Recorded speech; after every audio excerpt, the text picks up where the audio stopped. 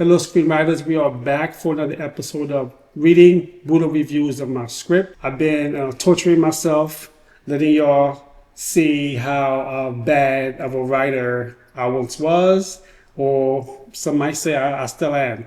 I think I've gotten better. This feedback I'm going to be reading again is from the Blacklist, and it's for one of my first screenplays that I ever wrote, A Soul Lost in Brooklyn. This one stings a little more than the rest.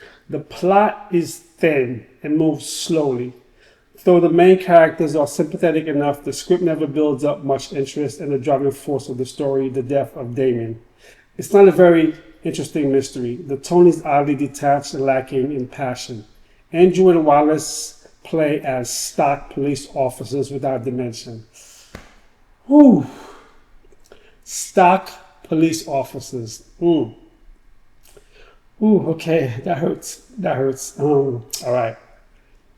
We don't sense personal investment on their end. By extension, the stakes don't feel high enough and the conflict is palpable. Dialogue lacks depth and subtext. There we go again with the dialogue, as I talked about last week. Okay, Sherry is a flat character. Oh my God. Whew. Should I continue? You want to see more of my pain?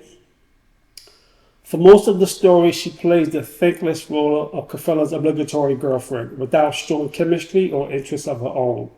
She takes a much more important role in the end, but it's unearned. The resolution is melodramatic. We can't believe the big reveal and Cafella's reason for doing what he did, but the final action he takes is over the top and superfluous. Yeah, that one had a lot of zingers. Characters was flat, stock police officers, an interesting story. I am happy to say I took that feedback and I made a lot of great changes to this screenplay. I would have to say now the characters who plays the detectives are now, I would say, probably one of my favorite parts of the story.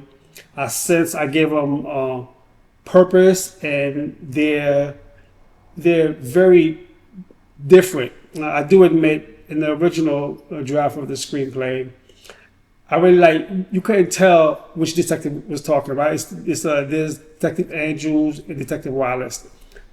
You can't tell who was talking, but now I believe that I've made them unique enough where you could take the names and know who's speaking. This is why it's very important to get feedback like this. As screenwriters, I'm not sure how often you give your screenplays for people to read, whether it's friends, strangers, or feedback services. I encourage you. Maybe not the first draft. I would say the first draft, you shouldn't let anyone read it. I would say probably the second or third draft, probably have a friend read it or another screenwriting peer. Feedback like this, although they hurt, is very, very valuable, especially if you want to be a writer in Hollywood. Trust me, it's going to get tough. As much as this hurt, the feedback I might receive from an agent or producer is going to be a lot more brutal than this. If you like this episode, please consider subscribing and like the video and let me know in the comments from a scale of 1 to 10, how brutal do you think this feedback was? 1 being not that bad, 10 being the most brutal. And remember, go to Stratword.com to write your screenplay, and hopefully you have better draft than this one. Fade out.